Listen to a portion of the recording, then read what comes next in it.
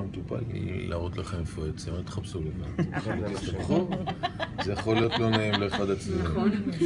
עכשיו ככה, את הקו הראשון שהאצבע שלי מכסה עליו על העצם, על הקו של העצם, ואת האחרון זה על מרכז הטבור, אוקיי? זה CV6. פה סימנתי אותה. זו CV6. עכשיו, למצוא את כל הנקודות האלה, אני כבר לא צריך את הנקודה הראשונה.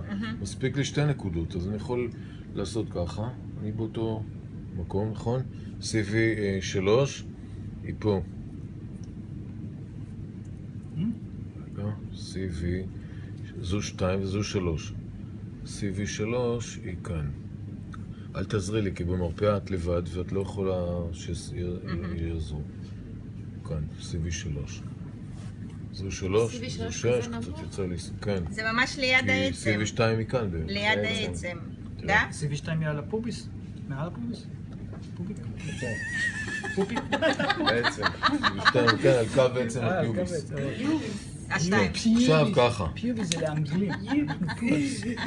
אז אם אנחנו נרצה יותר זה, אז יש לנו את CV4 שהיא כאן, CV5 שהיא כאן, אוקיי? 5. שם תקוע באמצע. 5, זה ככה, פה. עכשיו ככה.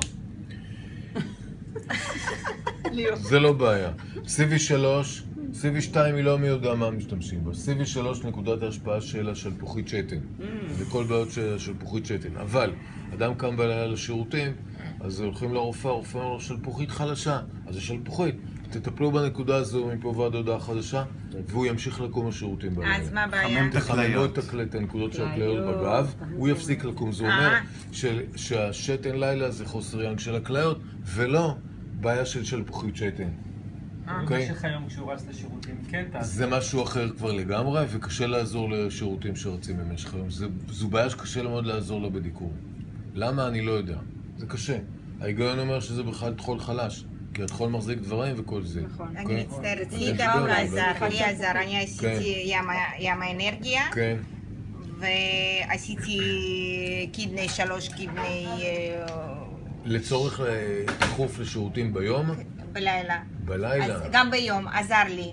וגם חיממתי קצת מאחורה. זה מהחימום מאחורה. הכל ביחד. לא, אבל זה בשלבים היה. פעם חיממתי, אחר כך עשיתי, אחרי שבוע. טיפלת במישהו אחר או זה את? אני.